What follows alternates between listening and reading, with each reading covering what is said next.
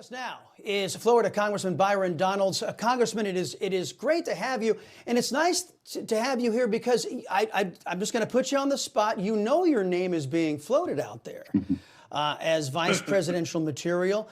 Comment on the latest developments in the campaign and also on those rumors.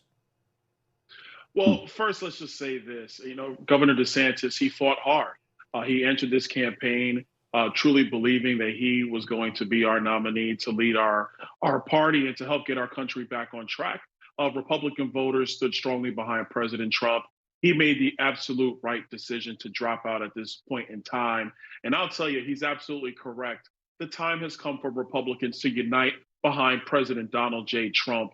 We have an enemy in the White House. We have radicals through our government, and we have to be united as a party in order to get our government under control so our country can flourish and our people can truly live out the American dream. So, look, I want to thank the governor for being in this race. Political campaigns are hard. It's tough on everybody, but he made the right decision today. Now it's time to go win back the White House. Congressman Ed Henry here. Great answer, but I didn't hear the part about the potential vice presidential running mate that Chris, dropped in there ever so slightly. I know you can't comment extensively, but what are your thoughts about the fact that we're on to the general election now, essentially?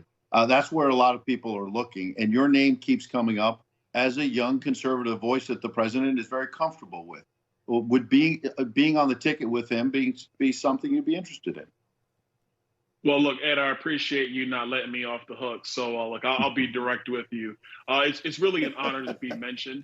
It's something that, going into Congress, you don't really think about. And so for voters and people in politics to constantly bring your name up is really humbling, really an honor. I'm going to do whatever President Trump needs done in order for us to get him back in the White House. If it's that seat, so be it. If it's other things, that's fine as well. I'm committed to saving the country. That's what I'm focused on. He'll make that decision when the time comes. But I think you raised a very good point. We are now focused on the general election. I believe Tuesday night in New Hampshire, we're going to go ahead and win that in a big way. And then Nikki Haley, it'll be time for her to drop out, in my opinion. And at that point, we need to be focused on Joe Biden and the radical Democrats and what they're doing to this country. Congressman, the United States is at a crossroads. I don't think I'm talking out of school when I say that there's some big decisions we're making as a country as to which direction we're going to go in.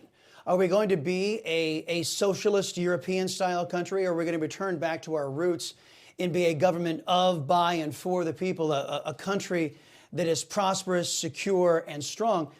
And I think that discussion has to start with your party, the Republican Party. There are two different schools of thought that divide your party right now. One that looks over the Democrat side and sees all the extremism, all the socialism, all the left-wing nonsense that's going on that's hurting so many people, and says, hey, they have a point. We got to stroke our chins thoughtfully and get along with them. And then there's the Donald Trump wing that says, look, let's go to common sense conservatism. Let's get back to the Constitution, and let's start giving the American people a choice. Do you think the Republicans have it in them to give Americans that choice this cycle? I think we do. I think most of us do. Look, Chris, what you're talking about is this conversation on Capitol Hill between governing and leadership.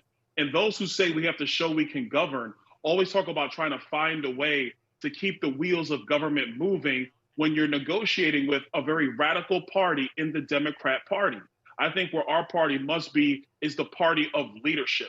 We have to demonstrate where the country should go. We must be very adamant about that. We cannot compromise on core principles. And that is what Donald Trump has done with our party. He's shown Republicans that you can say these things that put our country first. You can get into office and actually do them, and the voters will be behind you.